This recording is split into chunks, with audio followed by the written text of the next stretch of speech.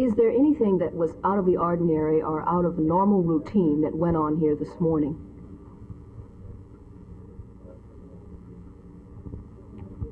Do you intend to send anyone to jail?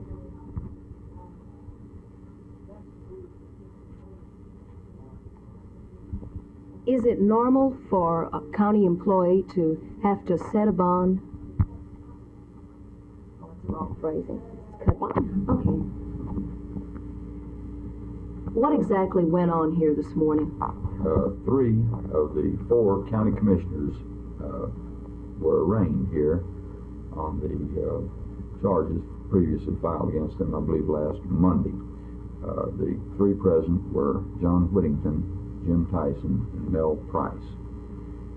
I asked them how they wanted to plead to the charges filed against them, and they each wanted to plead not guilty. I entered the 3 not guilty pleas and asked them to sign 3 $200 bonds to assure their appearance in court, which they did.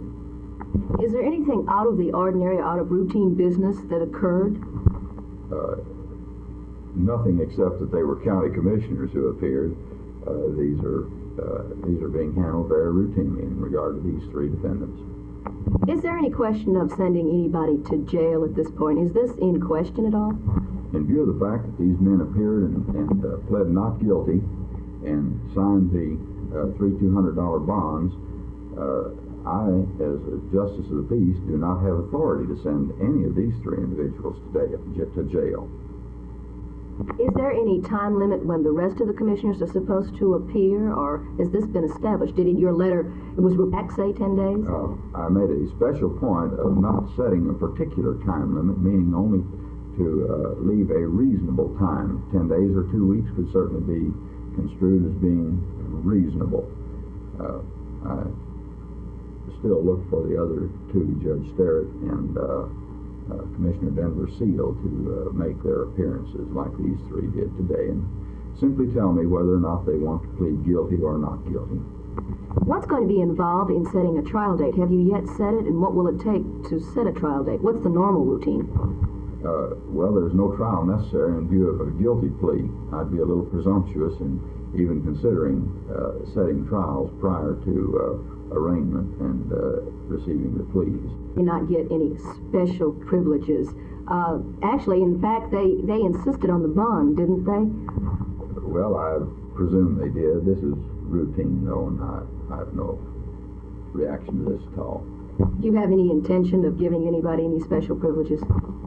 I really don't know what you mean by special privileges. Do you mean treat the commissioners differently from someone that I don't know, perhaps? Is that what you mean? Well, any special favors, as in the terms of the public would think of a special favor to an official, a personal special favor, I expect. Well, my only interest is in seeing this matter tried as routinely as possible. Now, I have no doubt but that these people will appear in trial, and there'd be no purpose to be served by setting any bonds and requiring sureties on the bonds. I didn't require sureties on their bonds because they are public officials and because I'm personally acquainted with them, and I know that I can depend on them being here in trial. Are you very interested in having this to be a serious, normal trial, if it comes to be that? This will be a serious and normal trial.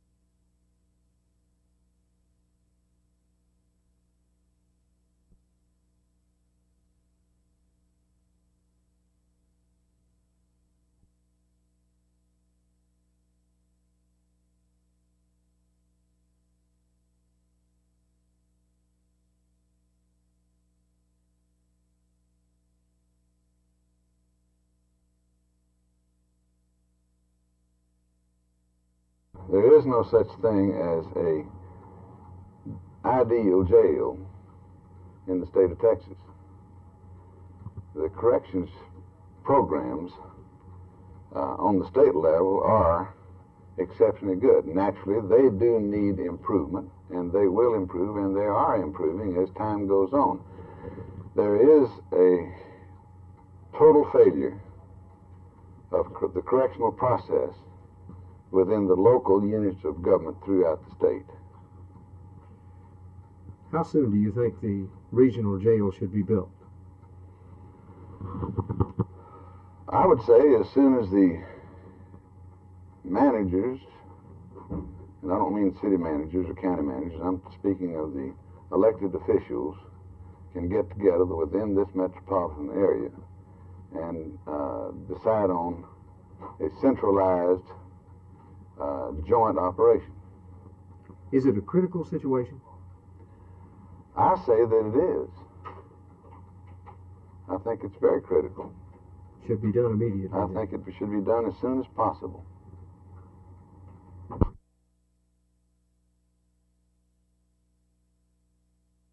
Texas, of course, uses a six-man jury in county courts. It means that this procedure is still beyond challenge on a constitutional basis, that this state and a dozen other states that have the same procedures can continue them. I hope it means that other state court deviations from federal practice will continue to be valid, that the ultimate test will be not the precise form of the procedure, but its fairness. Because after all, the Due Process Clause simply says due process of law, and this should mean essential fairness and not particular forms. Professor Harding, if you were acting as defense attorney, what objections would you have to this Supreme Court ruling? I probably would have a complaint that it's easier for a defense counsel to hang a 12-man jury than it is a 6-man jury, that finding one holdout, one dissenter among 12 may be easier than finding one holdout among 6. On the other hand, if I was interested simply in the justice of the result, not in hanging juries, I don't think this would make much difference to me.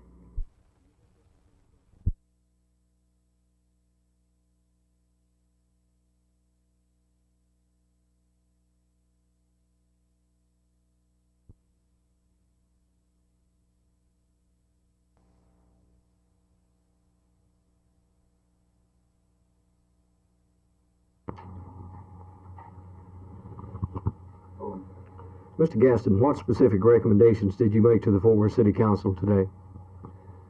I recommended that they give serious consideration to going into a contract or a methods by which they could build a regional jail somewhere between Dallas and Fort Worth that is adjacent to institutions of higher learning, that has transportation capabilities such as highways, freeways, etc., adjacent to the two metropolitan areas. As an expert in this matter, how would you evaluate the present system of jails? Do you mean this locally within this particular metropolitan area, including Dallas, I assume? Yes, Dallas and Fort Worth. There is no such thing. I'll say this, it's not a matter of choice. Mr. Gillespie, would you outline briefly the reasons for choosing the downtown library site?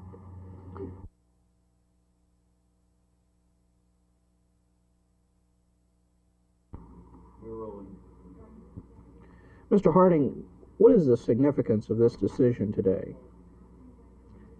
Well, its principal significance, I would say, is that the tendency of the United States Supreme Court to fasten rules of federal procedure on state criminal trials may be slackening. There has been a tendency in recent years to require states to conform to federal procedures. This case marks a substantial and important difference between state and federal procedure. What does this mean to the states? Getting into it. Okay. Mr. Harding, just what does this decision mean to states such as Texas? Is fair? I do. I think states should be free to have their own criminal procedure as long as essential tests of fairness are met. I don't consider the number 12 to be a magic number. The 12-man jury was established at common law more or less by accident in the first place.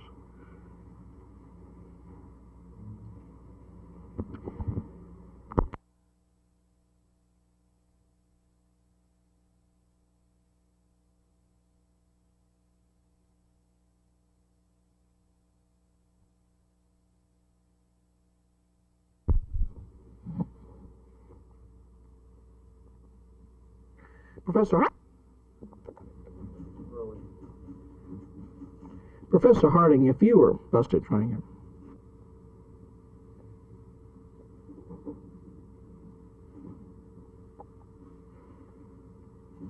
Professor Harding, just what does this mean to the states?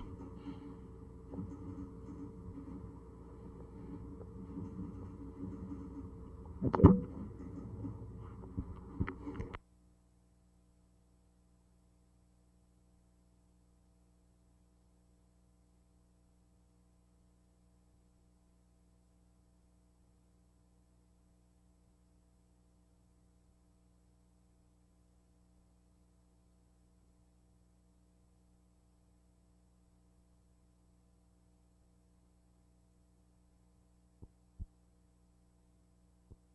All of us know that the city of Dallas is the co-sponsor.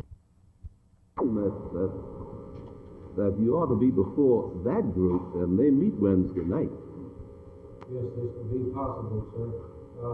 The main thing, of course, we're objecting to is using the tax money for defending these people. Like the council. But I don't think that they should be declared paupers and defended with the tax money. I think that in the business that they're in, that they should be able to pay for their own legal counsel. Well, the council really, the city council doesn't know of the ability of these people to pay. Now, Mr. Price last week said that this man, Burns, whatever his name is, with this Dallas Notes paper, Stein, said that he's able to pay. I wouldn't debate that because I don't know the man. I don't know anything about his background. Obviously, Jesse does.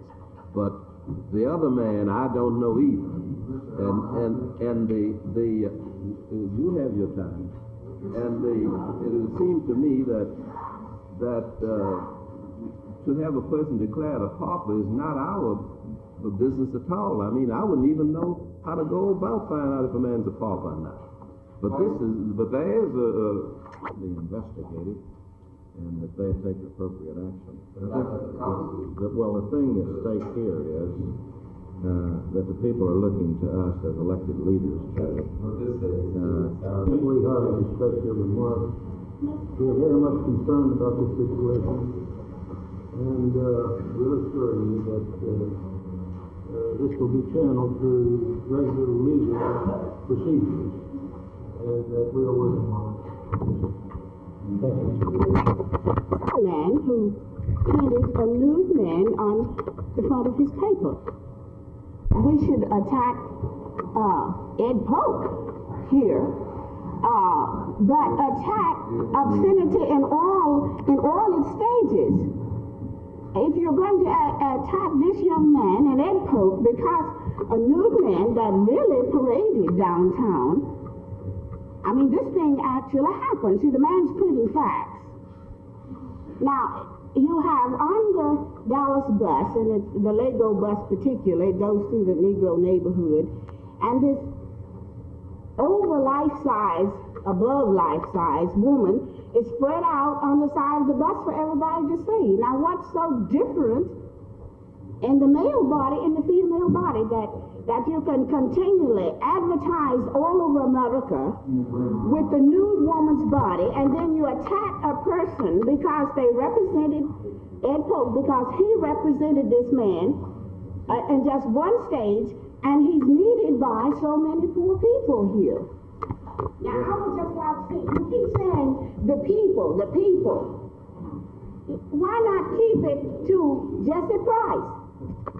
And what's so nice about your body in the news than you want?